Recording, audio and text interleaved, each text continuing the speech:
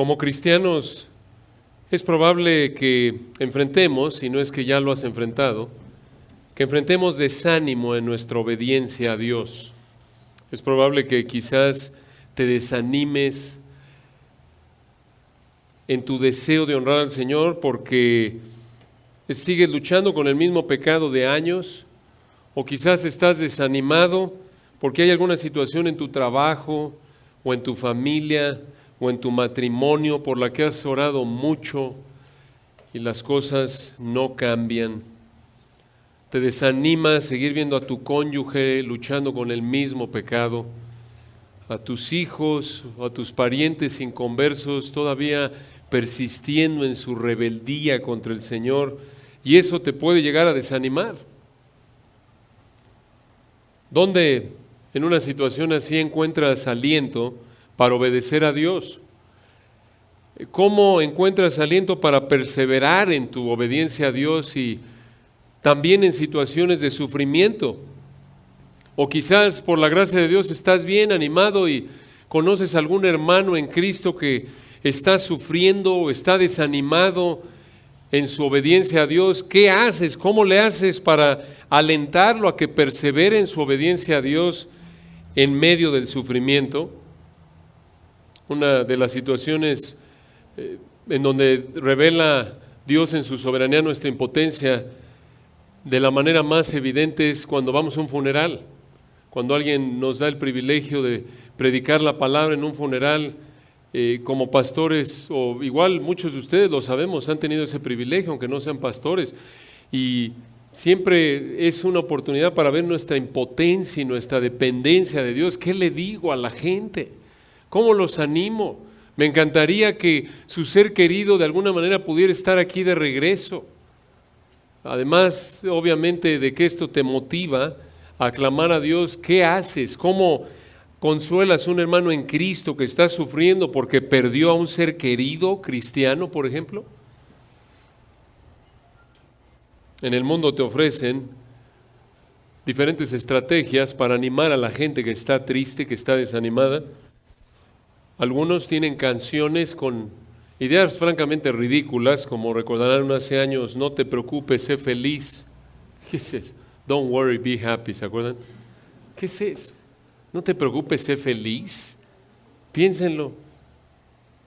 O muchas veces de una manera bien intencionada te dicen: todo va a estar bien.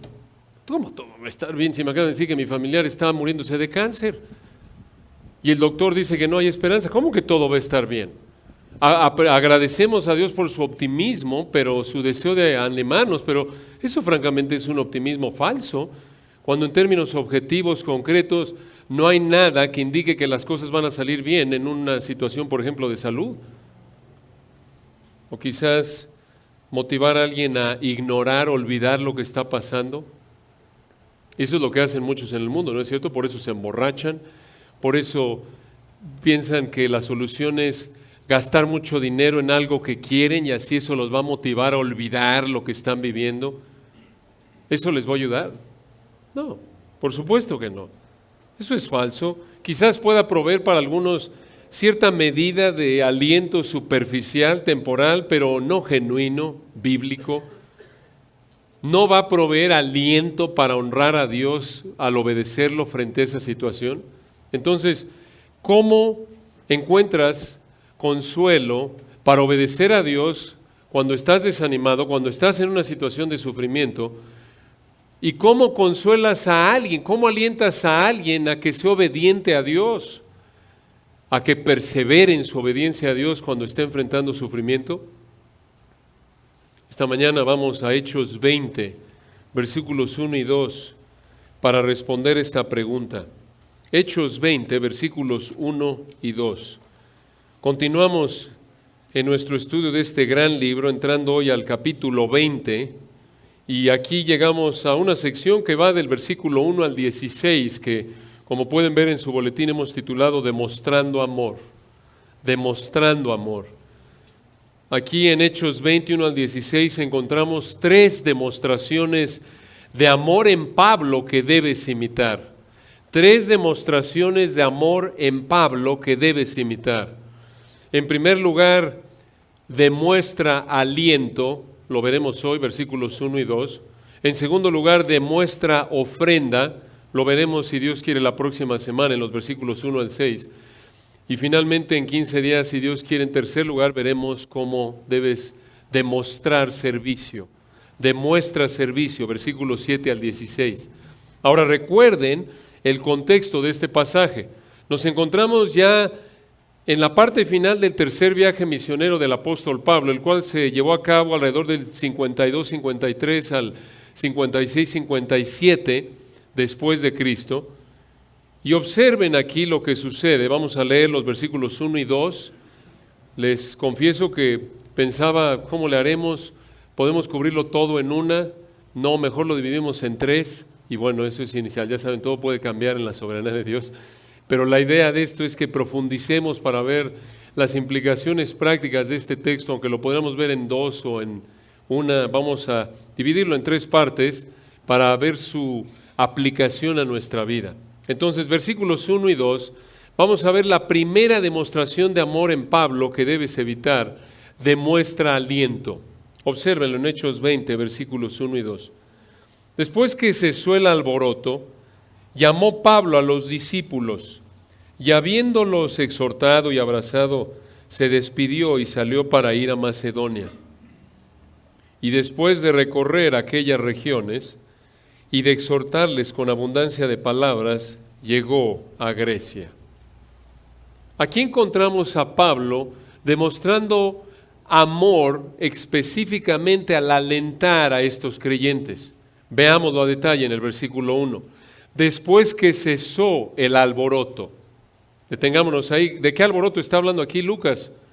Recuerdan ustedes de lo que estudiamos en Hechos 19, 23 al 41, en la sección anterior, en donde, recuerdan, encontramos ese alboroto de la multitud que estuvo fuera de control ahí en el teatro de Éfeso, ¿recuerdan? A eso se refiere aquí Lucas. Hechos 21, después que cesó el alboroto de esa multitud ahí, recuerdan que decían de manera incontrolable, grande es Diana de los Efesios, y querían traer a Pablo y demás. Después de esa turba en el teatro en Éfeso, versículo 1, llamó Pablo a los discípulos. ¿Dónde está Pablo aquí? Sigue en Éfeso. No ha habido cambio geográfico en el texto. Llamó Pablo a los discípulos. ¿Qué discípulos? Si Pablo sigue en Éfeso, siguiendo la narración de Hechos 19, estaba en Éfeso. Estos son los creyentes que estaban ahí en Éfeso. Pablo entonces en Hechos 21 llama a los discípulos, a los creyentes que están en Éfeso, y versículo 1 continúa, y habiéndolos exhortado y abrazado, esa palabra abrazado no está en los mejores manuscritos, se despidió y salió. ¿De dónde? ¿Dónde estaba? En Éfeso. Sale de Éfeso. Alguno dirá, oye, me está dando gato por liebre. ¿Cómo sé que Pablo está en Éfeso? Regresen al 19.1 para que vean. Hechos 19.1. Aconteció que entre tanto que Apolos estaba en Corinto, Pablo, después de recorrer las regiones superiores, vino a Éfeso. Y ahí sigue en Éfeso a lo largo del capítulo 19. Y aquí en el 21, después que cesó el alboroto en Éfeso, llamó Pablo a los discípulos de Éfeso y habiéndolos exhortado y abrazado, se despidió y salió de Éfeso para ir a Macedonia. ¿Dónde estaba Macedonia? Se refiere a la parte de arriba de Grecia, donde estaba Filipos, Tesalónica, Berea. Lo estudiamos, recuerdan, en los capítulos 16 y 17. Y versículo 2 continúa. Después de recorrer aquellas regiones, las regiones de Macedonia y Acaya, versículo 2, y de exhortarles con abundancia de palabras, llegó a Grecia. Observen, hermanos, el amor de Pablo. A pesar de la turba que se suscitó en Éfeso, no salió corriendo. Recuerden ustedes que la situación era crítica. Él quería salir y de hecho le recomendaron que no saliera. ¿Se acuerdan ustedes, por ejemplo, en Hechos 19:28? Pueden regresar ahí conmigo. Hechos 19:28, cuando oyeron estas cosas, recuerdan cuando Demetrio ahí provocó a los plateros, les dijo, Pablo va a echar a perder nuestro negocio y se va a venir abajo la fama de Diana, recuerdan, y apela a su economía, a su sentido de patriotismo. y a su sentido de orgullo. Y versículo 28, Hechos 19, cuando oyeron estas cosas se llenaron de ira y gritaron diciendo: grande es Diana de los Efesios. Y la ciudad, versículo 29, se llenó de confusión, y a una se lanzaron al teatro, arrebatando a Gayo y Aristarco, macedonios, compañeros de Pablo. Y queriendo, versículo 30, Pablo salir al pueblo, los discípulos no le dejaron.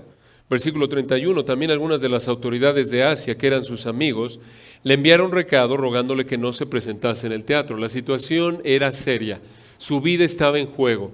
Sin embargo, a pesar de eso, versículo 1, observen, habiéndolos exhortado a los creyentes en Éfeso.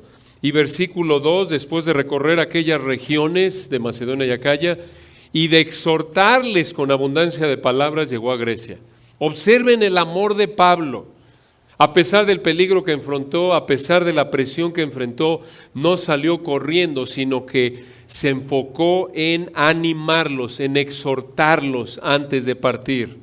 Noten que Pablo no solo llevó a cabo esto en Éfeso, versículo 1, sino también en Macedonia, versículo 2. Ahora, ¿cómo sabemos que los alentó? Observen las dos palabras que se repiten en los versículos 1 y 2. En el versículo 1, dos palabras, habiéndolos exhortado. Traduce la palabra griega parakalesas, del verbo parakaleo. ¿Recuerdan ustedes ese verbo? Ese mismo verbo es el que está relacionado a uno de los nombres del Espíritu Santo. Por ejemplo, en Juan 14, 16, el Señor ahí ya esas horas antes de que fuera la cruz, la noche que iba a ser entregado, ya salió Judas.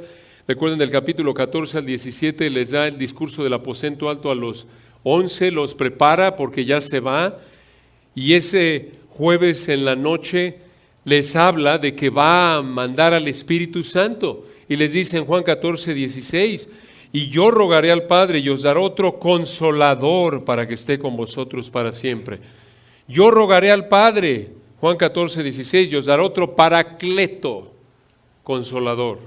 Entonces, esa palabra en Hechos 19:1, habiéndolos exhortado, es de esa misma familia de palabras parakalesas, paracletos, del verbo parakaleo. Noten, versículo 2, se repite la misma palabra, exhortarles. Esa es una traducción de la palabra parakalesas, también del verbo parakaleo. Misma palabra griega que se usa en el versículo 1, habiéndolos exhortado. Ahora, ¿qué significa esto de parakalesas, exhortar? En esencia, la palabra griega se refiere a advertir con miras a obedecer. Aquí se usa con la idea de advertir con miras a obedecer, alentar a obedecer y también alentar frente al sufrimiento. Conlleva todo eso, fortalecerte para que seas obediente a Dios, animarte para que seas obediente a Dios, confortarte para que seas obediente a Dios. Esa es la idea. Ahora, Pablo hace esto y la pregunta aquí es, ¿acaso nosotros debemos hacer lo mismo? Y la respuesta es sí. ¿Cómo lo sabemos? Porque nos manda las epístolas del Nuevo Testamento a confortarnos, a alentarnos unos a otros. Recuerden que no podemos nada más tomar algo de Hechos, porque sucedió hay que hacerlo y repetirlo. No, tenemos que encontrar el sustento bíblico para identificar si es normativo o no, por el hecho de que se reitera en las cartas del Nuevo Testamento escritas a la iglesia de la cual nosotros somos ¿qué? Parte, y no olvidemos un principio vital de interpretación bíblica, el género de literatura, esto es, el tipo de literatura. Recuerden, Hechos no es prescriptivo, sino descriptivo, es narrativa, nos describe lo que pasó. Muy importante esto, si tomas la narrativa, imitas todo lo que hay ahí, vas a pecar. Porque, por ejemplo, Rahab la ramera en Josué capítulo 2, ¿recuerdan? Rahab mintió, ¿debemos mentir porque ella mintió porque mostró fe en Dios? Claro que no. Hay otros pasajes que indican que la mentira es pecado. Esa es simplemente una ilustración breve para recordarles, alertarlos a que no tomen pasajes narrativos y lo tomen como normativo, a menos de que se enseñe en toda la Biblia y en particular en las cartas del Nuevo Testamento. Entonces, en este punto, Pablo, Hechos 21, habiendo exhortado a los creyentes en Éfeso, versículo 2, exhortó con abundancia de palabras a los creyentes que estaban ahí en aquellas regiones. La pregunta entonces, ¿debemos nosotros hacer lo mismo? Y la respuesta está en 2 Corintios 13, acompáñenme ahí. 2 Corintios 13, versículo 11, y lo que vamos a hacer en el resto de nuestro estudio en esta mañana es ver varios principios acerca de la exhortación, acerca de el aliento a obedecer, el aliento a ser fieles a Dios frente al sufrimiento. Vamos a estudiar esto para saber en dónde debo buscar aliento para obedecer a Dios cuando estoy desanimado, en dónde debo buscar aliento para ser fiel a Dios cuando estoy enfrentando sufrimiento, y obviamente cómo debo yo ser un instrumento que Dios usa para alentar a otros a obedecerlo, para alentar a otros a ser fieles a Él, para motivarlos a perseverar frente al sufrimiento, para confortarlos. Observen 2 Corintios 13. Esta carta habla mucho de consuelo, y es una carta en la que Pablo defiende su apostolado. Recuerden, aunque vamos a las epístolas para ver lo que es normativo para el creyente, aún así tenemos que interpretarlas en su contexto original. ¿Qué quiso decir el autor a la audiencia original? 2 Corintios 13:11, observen lo que les dice Pablo a los corintios. Por lo demás, hermanos, tened gozo, perfeccionaos, y escuchen esto, consolaos. Misma idea, traduce una forma del verbo parakaleo, sed de un mismo sentir y vivid en paz. Y el Dios de paz y de amor estará con vosotros. Es un hermoso texto aquí. ¿Qué está diciendo aquí Pablo? Y esto obvio se aplica no solo a los corintios, sino a todo creyente a lo largo de la historia. Esta es una verdad, noten que está arraigada en la persona de Dios, la cual es incambiable. Pablo está diciendo, por lo demás, ya estamos concluyendo, hermanos, todo lo que les dijimos. Tengan gozo.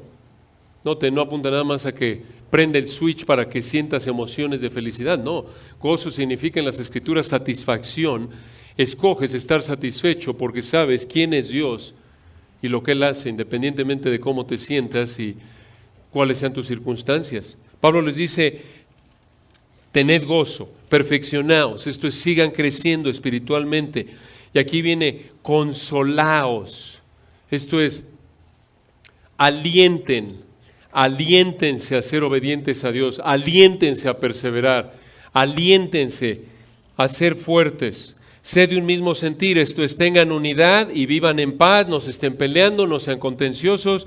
Cuando hagan eso, cuando estén siendo gozosos, cuando estén sometiéndose a Dios sin importar lo que traiga a sus vidas, cuando estén buscando crecer espiritualmente, cuando estén buscando alentarse y alentar a otros mediante, al estar alentándose a obedecer unos a otros, cuando estén buscando la unidad, viviendo en paz, entonces, versículo 11, escuchen, y el Dios de paz y de amor estará con vosotros.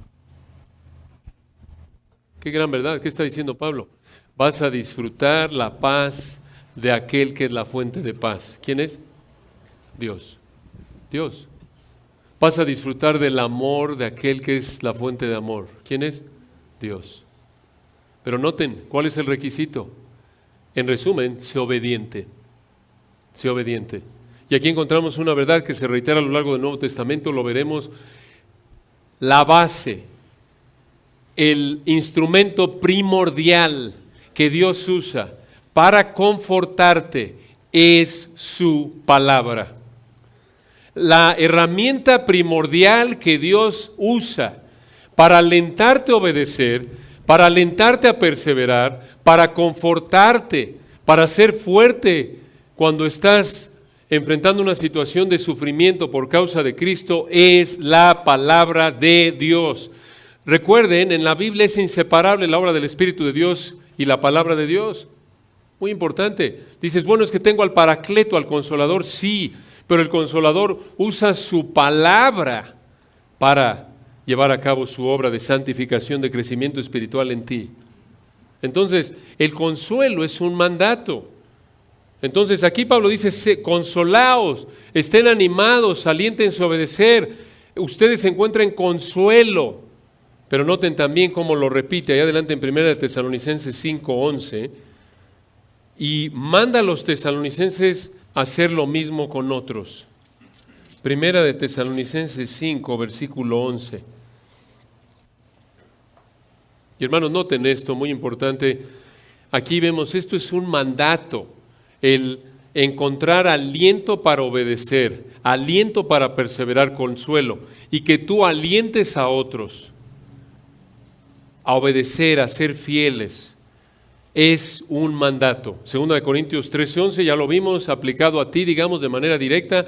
Ahora nota la responsabilidad que tienes como cristiano de que tú animes a otros. 1 Tesalonicenses 5:11, después de hablar del día del Señor, Pablo les dice en el 11 al final, por lo cual, noten, en base a lo que acaba de hablar del versículo 1 al 11, de la realidad de lo que viene en el futuro, por lo cual, en base a la verdad de Dios revelada en su palabra, por lo cual, animaos unos a otros. Ahí está otra forma del verbo parakaleo. Anímense unos a otros y edificaos unos a otros, así como lo hacéis. Es un mandato, animar a otros en base a la palabra de Dios. Y noten, este es el instrumento primordial. Vayan a Romanos 15, versículo 4. Romanos 15, versículo 4. Y después de que Pablo habló en el capítulo 14 de la libertad en Cristo, noten cómo concluye esta sección. Romanos 15, versículo 4. Ya les habló en el 1 a que no debemos agradarnos a nosotros mismos, versículo 2, cada uno de nosotros agrade a su prójimo. Les dé el ejemplo, versículo 3, porque ni aun Cristo se agradó a sí mismo. En otras palabras, la clave para mantener la unidad en el área de libertad cristiana es buscar agradar a otros, buscar servir a otros. Esto es abnegación, esto es amor. Pensar en otros, cómo puedo servir a otros, no cómo pueden ellos servirme a mí. ¿Noten? Esto es muy importante, esta es la actitud de fondo, porque no vas a mover un dedo para buscar alentar a otros si tus ojos están en tu ombligo. Si vives continuamente así, no porque tienes frío abrazándote, sino porque vives en un estado de autocompasión, de víctima, de ay de mí, mi vida es un problema, ay de mí.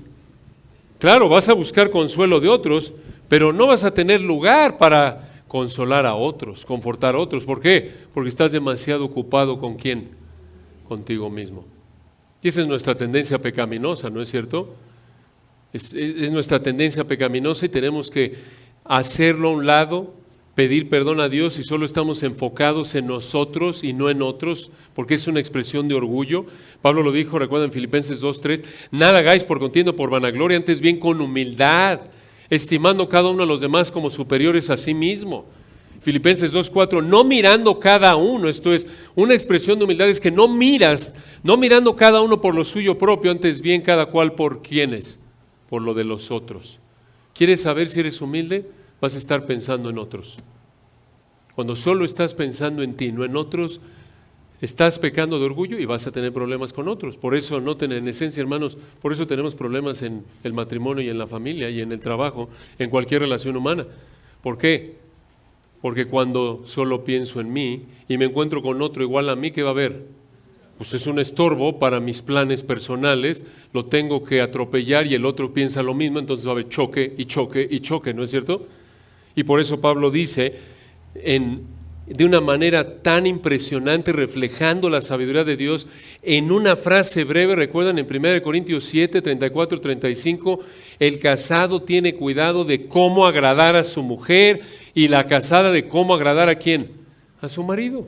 Por eso lo decimos continuamente. ¿Quieres tener un matrimonio que disfrute de una medida de gozo por la gracia de Dios? Vive para que tu cónyuge sea feliz. Eso es todo. Empezando por el marido, obvio, porque él es el líder. Haz lo que quiera, haz lo que le haga feliz siempre y cuando no te pida pecar. Eso es todo. Y aquí está la misma idea. Romanos 15:1. No debemos, vean el versículo, el contexto, Romanos 15:1. Así que los que somos fuertes debemos soportar las flaquezas de los débiles. Esto es espiritualmente hablando, y no agradarnos a nosotros mismos. No decir, esta es mi libertad en Cristo, yo voy a hacer lo que quiera, no importa si el otro se ofende. Pablo dice, no. Busca agradarlo a ellos, busca agradar al otro, versículo 2. Cada uno de nosotros agrade a su prójimo en lo que es bueno para edificación, con miras a contribuir a su crecimiento espiritual. El ejemplo maestro, versículo 3, como siempre, de manera perfecta, porque ni aun Cristo se agradó a sí mismo. Antes bien, como está escrito, los vituperios de los que te vituperaban cayeron sobre mí. Y con esto en mente, noten, versículo 4 en este contexto, porque las cosas que se escribieron antes, aquí se refiere al Antiguo Testamento, de manera estricta en el contexto, pero sabemos que las escrituras del Antiguo y Nuevo Testamento están al mismo nivel. Por ejemplo, en 1 Timoteo 5:18 nos dice, porque la Escritura dice, no pondrás bozal al buey que trilla, digno es el obrero de su salario, y toma escrituras del Antiguo y Nuevo Testamento y las pone al mismo nivel. Fue parte de lo que aprendimos la semana pasada. Entonces, versículo 4, las cosas que se escribieron antes, aquí Antiguo Testamento se puede aplicar al Nuevo, para nuestra enseñanza se escribieron. Noten esto, ¿para qué Dios escribió su palabra? Una función, aquí está, a fin de que por la paciencia, la perseverancia es la idea, y la consolación, otra vez de Paracleto, el ánimo de las Escrituras tengamos, ¿qué cosa? Esperanza. ¿Quieres fortalecer tu perseverancia, tu fortaleza frente a las pruebas, tu obediencia a Dios cuando es difícil, con un cónyuge que está pecando, cuando está luchando contra tu propio pecado, con algún compañero en la escuela, alguna situación de trabajo? Necesitas estar inmerso en la palabra de Dios. Necesitas Biblia y más Biblia. Y noten, hermanos, estar estudiando, no solo leer y memorizar, no. Necesitas leer y entender para que la puedas aplicar y entonces la memorizas. Eso es lo que sugerimos continuamente en el seminario. Muchos de nosotros nos memorizamos versículos, no tenemos ni idea lo que significa y los citamos a diestra y a siniestra, fuera de contexto, no entendemos cuál fue la intención del autor original y por eso no lo interpretamos correctamente y por lo tanto no lo aplicamos correctamente. ¿Se dan cuenta?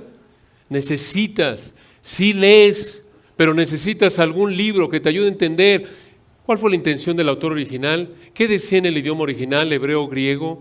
¿Cuál fue el contexto? ¿Quién lo escribió? ¿Por qué lo escribió? ¿En qué circunstancias? Y habiéndolo entendido, entonces buscas aplicarlo con cuidado y lo memorizas. Por eso luego encontramos, nos llega a pasar a todos que tenemos algún versículo, no sabemos lo que significa y pensamos que se aplica a alguna situación y le preguntas al hermano, oye, ¿por qué actuaste así? Bueno, porque escrito está, papá, y tú le dices, no tiene nada que ver eso con lo que estás pasando. Pero yo me lo memoricé. Es que no sabes lo que significa, hermano, estás mal. Y por eso estás dándote de topes contra la pared. ¿Se dan cuenta? Entonces, necesitamos la palabra. Por eso también 1 Corintios 14:3, recuerdan, habla de la predicación, pero el que profetiza, el que predica, se refiere ahí, habla a los hombres para edificación, exhortación, ahí está, la misma idea de paracaleo, y consolación. ¿Qué es eso?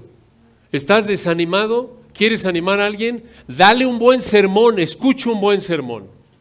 Satúrate de la palabra. Hace 2 semanas tuvimos el privilegio de visitar a Juan Carlos Lozada, que por cierto está en el hospital. Oren por él, nuestro hermano, recuerdan que está aquí en silla de ruedas con este tumor cancerígeno en su cerebro. Sigue en el hospital y antes de irnos lo vimos y esta semana lo volvimos a ver 2 veces. Una de las cosas que él preguntaba, ¿cómo le hago? A veces me falla la fe y le decíamos, oye, pues a mí también me fallaría la fe en tu situación, Juan Carlos. No tienes una gripita, es difícil, pero la recomendación fue en base a este versículo, la mayor cantidad de Biblia que puedas meter a tu sistema, por así decirlo, hazlo. Todo lo que puedas, oír de predicaciones, estar leyendo, con miras a entender el texto y guardarlo en tu alma, eso lo va a usar el Espíritu de Dios para animarte. Y te va a facilitar la posibilidad de repeler la tentación a desanimarte, etc. Así es con todos, hermanos. Así es con todos.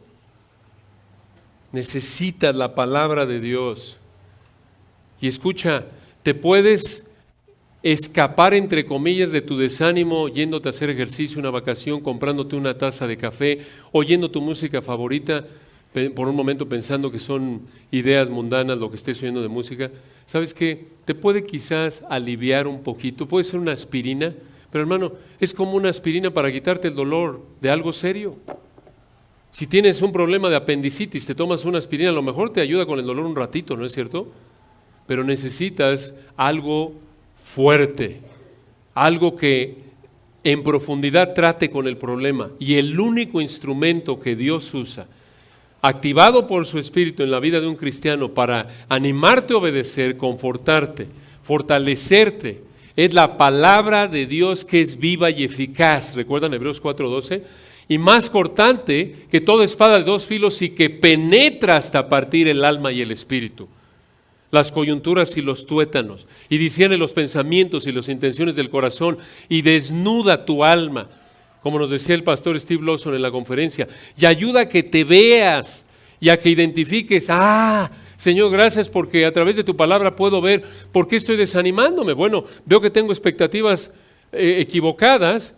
Bueno, Señor, claro, estoy mal aquí, gracias, Señor, me arrepiento, me someto a tu palabra y encuentro consuelo. ¿Se dan cuenta? A lo mejor estás desanimada porque piensas que te casaste con Jesús reencarnado, y pasaron los años y no es Jesús reencarnado, porque cuando lo conociste se veía igualito a Jesús. Y ya lo ves y dices: ay, Señor, ¿qué pasó?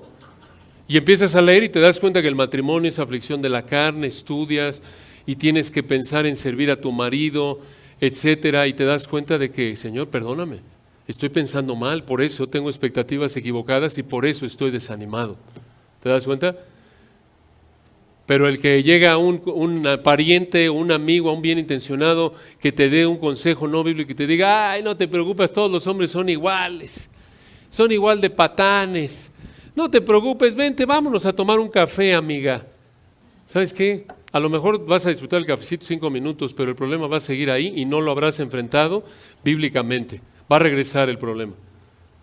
Va a regresar tu desánimo probablemente, porque no estás pensando ni actuando conforme a la palabra de Dios. Y tristemente a veces llega a pasar y, bueno, voy con mi mamá porque es mi mamá o mi papá. Y el papá o la mamá: mira, en base a mi experiencia, hijo, lo que tienes que hacer. ¿Y cuál? La experiencia no sirve. ¿Qué dice la Biblia? ¿Se dan cuenta? Pero me lo dijo mi papá y mi mamá. ¿Sabes qué? Si tu papá y tu mamá no te dieron un consejo conforme a la Biblia, deséchalo. Examinadlo todo, retened lo bueno. 1 Tesalonicenses 5, 16 al 18. ¿Se dan cuenta? Entonces, la palabra es el instrumento primordial que Dios usa para fortalecerte, para obedecer, para fortalecerte a que perseveres, para confortarte en situaciones difíciles. Es la palabra. Ahora, la fuente de consuelo, obviamente, ¿la palabra de dónde salió? Toda la Escritura es inspirada ¿por quién? Por Dios. Noten, esto, hay un empalme aquí, ya que están en Romanos, vayan a 2 Corintios 1, versículo 3, y vean de manera directa quién es la fuente de consuelo. 2 Corintios 1, versículo 3. Aquí encontramos, hermanos, uno de los textos. Este es del Nuevo Testamento, 2 Corintios 1, 3 al 11. El texto rey acerca del consuelo, de la fortaleza. En este texto se presenta cómo el cristiano puede encontrar fortaleza para obedecer a Dios cuando enfrenta sufrimiento por obedecer a Dios. Obsérvenlo en 2 Corintios 1, 3. Bendito sea el Dios y Padre de nuestro Señor Jesucristo. Noten, Pablo alaba a Dios, comienza alabando a Dios. ¿Por qué? Versículo 3. Padre de misericordias, y escuchen esto, Dios de toda consolación. Qué hermoso título, ¿no es cierto? Pablo está alabando a Dios porque Él, Dios y solo Dios, es la fuente del paracaleo, de la exhortación, que quiere decir aquí, se traduce consolación. La idea es la misma idea, te fortalece Dios para obedecer, para perseverar, te anima. Y noten en qué situación, versículo 4 dice Pablo, el cual, ¿de quién está hablando? De Dios. Y noten una pausa ahí, Él es el Dios de toda consolación. Solo Él provee el ánimo genuino a través de su palabra activada por su Espíritu. Vean, es inseparable otra vez el ministerio del Espíritu y de la palabra. Aquí es llamado Dios el Dios de toda consolación. Versículo 4, el cual nos consuela en todas nuestras tribulaciones. Tribulaciones de la palabra thlipsis, presión. Esto es una situación de presión que te causa sufrimiento, dolor. Y observen esto, el Dios de toda consolación es el que nos consuela, y ya lo vimos cómo.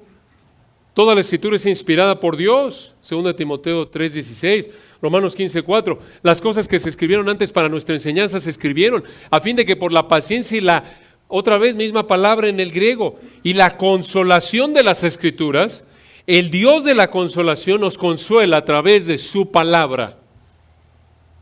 Escucha, cuando te sometes a ella. Claro, porque Dios te puede presentar la solución, pero si tú escoges aferrarte a tu pecado, ¿vas a encontrar consuelo? No. No, la implicación obvia es que te vas a someter a Dios. Noten versículo 4, el cual nos consuela en todas nuestras tribulaciones, para que podamos también nosotros consolar a los que están en cualquier tribulación, por medio de la consolación con que nosotros somos consolados. ¿Por quién? Por Dios. Otra vez noten, el agente de la consolación es Dios, versículo 3. Él es el Dios de toda consolación, versículo 4, el cual nos consuela, y versículo 4 al final, nosotros somos consolados por Dios. 3 veces apuntando a que la fuente del consuelo es Dios. Y recuerda, Dios no lo va a hacer a través de una aparición de un ángel, de que le evites alguna situación mística fuera de la interpretación correcta de la palabra. Ya lo vimos Romanos 15:4, la consolación de las Escrituras. Dios te consuela primordialmente a través de las Escrituras. Claro, puede usar las oraciones de otros, como lo vemos en este pasaje, pero cuando piensas en dónde encuentro consuelo y dónde puedo yo confortar a alguien, alentar a alguien, obedecer, a confortarlo cuando está sufriendo, es en la palabra. Tienes que ir a la palabra, usar la palabra. Es que lo voy a agarrar a biblazos, eso no le va a ayudar. No, sí le va a ayudar. Lo haces en amor, claro, pero ¿sabes qué? De nuevo, su tribulación o su problema que está viviendo, su situación de sufrimiento, puede ser el resultado de maneras de pensar y actuar pecaminosas, y cuando tú le traes la palabra en amor y él tiene una actitud sumisa, entonces se encuentra consuelo. Porque, hermanos, un paréntesis aquí, nuestra tendencia es que muchas veces queremos ser confortados, queremos que nos alienten, pero cuando nos alientan conforme a la palabra, no queremos. ¿Por qué? Porque preferimos ideas mundanas, no bíblicas, que apelen a nuestro orgullo y alimenten nuestro pecado. Ese es un problema. Y llega a pasar aún entre cristianos. Si ese es el estilo de vida de alguien, no conoce a Dios. Porque si tú prefieres ir con alguien que, entre comillas, te diga lo que dice el mundo, por ejemplo, de la psicología, ideas falsas, no te preocupes, eres una víctima. Pobrecito. ¿Verdad? Estás sufriendo porque estás en la cárcel porque robaste un banco. Pobrecito.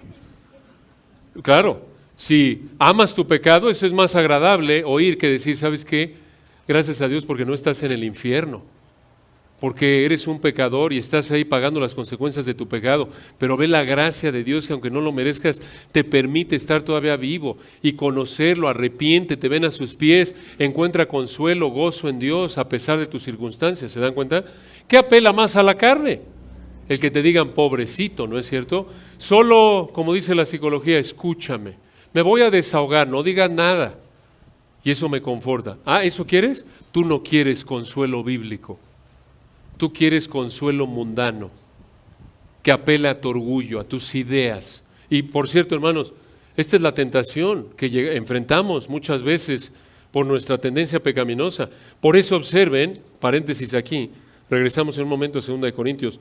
Vayan a Hebreos 13, vean lo que le dice el escritor de Hebreos a su audiencia.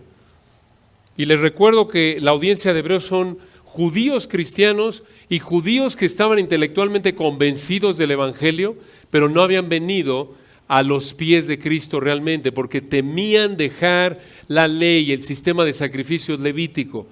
Y observen Hebreos 13:22, observen al final, noten lo que dice aquí el escritor, guiado por el Espíritu de Dios, les dice a los hebreos. Recuerden en resumen, a los hebreos les dijo, estos son judíos, dos grupos, es la audiencia original, judíos cristianos y judíos que entienden el Evangelio, algunos hasta pueden profesarse cristianos, pero realmente no lo son. A los que son, les dijo, sean fieles, aguanten la presión, porque están sufriendo por parte de sus compatriotas judíos inconversos que no aceptan el Evangelio. Y a los judíos inconversos les dice, dejen ya el sistema levítico, ya no se necesita, Cristo ya vino, Él es suficiente, vengan a Dios a través de Él. Entonces a los dos les está reprendiendo en un sentido, y les dice en Hebreos 13:22, escuchen, os ruego hermanos, mucha atención, que soportéis la palabra de ¿qué? De exhortación, pues he escrito brevemente. ¿Qué es esto de que soportéis la palabra de exhortación? La palabra de exhortación se refiere a toda la epístola de Hebreos. Palabra de exhortación, palabra de paracaleo del mismo grupo de palabras. La palabra que les anima, en la que les ha animado en esta epístola, otra vez, a que se arrepientan y se vuelvan a Cristo los inconversos y a los cristianos, se aferren al Señor, no se desanimen. Pero noten que les dice, soporten. La idea es que no sean como los de segunda de Timoteo 4:3, que no sufrirán la sana doctrina. No, sino que soporten, que se sometan. ¿Se dan cuenta? Y hermanos, este es un comentario, otra vez, de cómo podemos llegar a veces a decir que queremos el consuelo de Dios, el aliento que trae la palabra, pero cuando nos la dan, no la queremos. ¿Por qué? Porque amamos nuestro pecado a veces más que honrar a Dios. Y si ese es nuestro estilo de vida, no conoces a Cristo. Esa es la realidad, ¿se dan cuenta? Por eso ha pasado, y creo que les he comentado, de alumnos en el seminario que buscaban una iglesia donde predicar, Dios les proveyó una que decía, queremos que nos prediques, te contratamos como pastor, y ya a la hora que empezó a predicarles la palabra, ¿qué creen? Uy, estuvo muy duro, esto es demasiada Biblia, sáquenlo, y le pidieron que se retirara. Historia real, y esto ha pasado en muchas iglesias alrededor del mundo.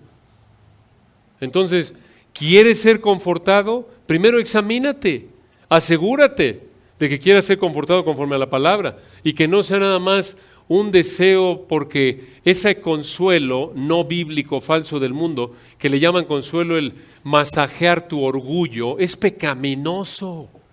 El que te vean como víctima, pobrecito, el mundo está en tu contra. No, hermanos, y pensando en nuestros hijos, enseñémosle a nuestros hijos también a no pensar de manera no bíblica. Pobrecitos todos, tú eres el hijito de mami, tú eres perfecto y tú no puedes hacer nada mal, mi rey. No recuerden, hermanos, esto lo vimos creo que la última vez, hace 2-3 semanas. Eso contribuye a crear monstruos de pecado. Entonces, ¿en dónde encuentras? Hay mucho más que podríamos decir, pero ya se nos acabó el tiempo, pero esta es la médula. ¿En dónde encuentras aliento para fortalecer tu obediencia a Dios?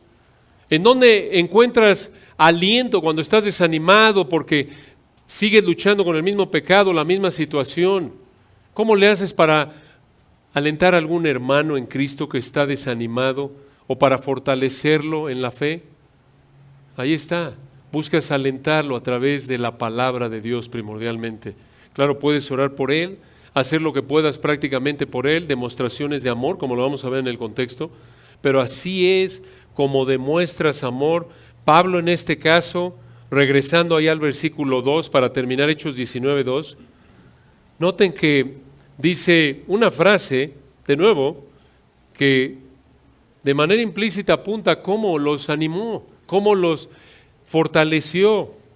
Hechos 19:2, después de recorrer aquellas regiones y de exhortarles con abundancia de palmadas, no, con abundancia de ¿qué? ¿De emociones?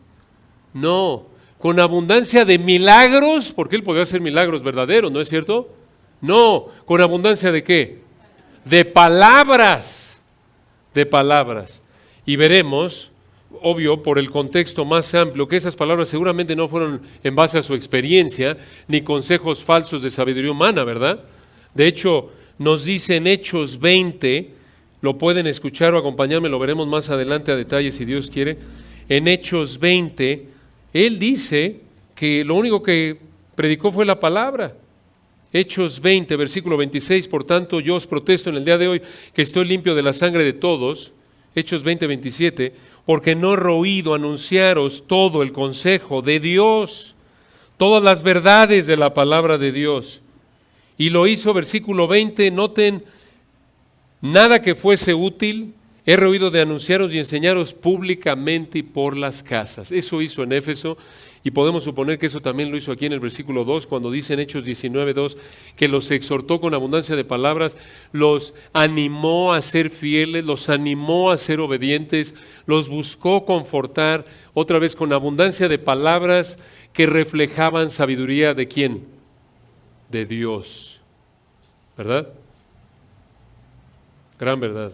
Entonces, ¿cómo demuestras amor? De acuerdo con Hechos 19, 1 y 2, demuestra aliento, alienta a otros. Y no nos dio tiempo de acabar, pero 2 Corintios 1, fue un paréntesis, ya no acabamos, pero bueno, otro día si Dios quiere iremos a 2 Corintios 1. 2 Corintios 1, lean del 3 al 11, van a ver que una de las maneras en las que Dios nos anima es a través también de otros creyentes, de ver cómo otros creyentes son fortalecidos conforme Dios nos fortalece y los fortalecemos a ellos. Si estás desanimado, piensa en otros, sirve a otros, no te hundas en tu vida, no seas egoísta, no seas orgulloso, vuelve tus ojos, tu mente a la palabra de Dios, sométete a ella y busca, concéntrate en obedecer a Dios, y parte de obedecer a Dios es ver cómo puedo servir a otros. No llego a la iglesia y espero me deben todos que me consuelen, y esto es lo que pasa muchas veces, y por eso muchos se van de iglesias, porque llegué y como tenía una expectativa orgullosa de que yo llego aquí a que todos estos me atiendan, llego y no me atiendan y es una iglesia fría, me voy a otra. No. Piensa, ¿cómo puedo yo qué? Servir. Esa es una actitud humilde, amorosa. Noten que Pablo no se quejó y dijo, oigan, ya llegué, el gran apóstol, por favor atiéndanme, señores. No. Después de todo lo que ha vivido y sigue pensando en qué, en otros. Esta es una muestra de amor.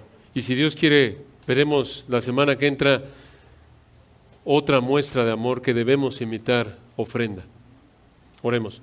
Padre, gracias por el privilegio que nos diste de abrir tu palabra en esta mañana y hablar de este asunto tan importante para la vida de tu iglesia. Ayúdanos, Padre, reconocemos que somos tan egoístas, tan orgullosos. Vivimos, Padre, por la inercia, por así decirlo, automática de nuestra carne, de nuestra pecaminosidad, es pensar en qué me pueden dar otros. ¿Cómo pueden servirme a mí? ¿Cómo me pueden alentar? Que veamos el ejemplo de nuestro glorioso Salvador, del amado apóstol, y que nos concentremos en demostrar amor a otros, sabiendo que aún a través de dar, tú nos confortas al ver cómo tú usas tu palabra y cómo tu consuelo también nos fortalece. Gracias por esta mañana y gracias por tu palabra. En Cristo Jesús. Amén.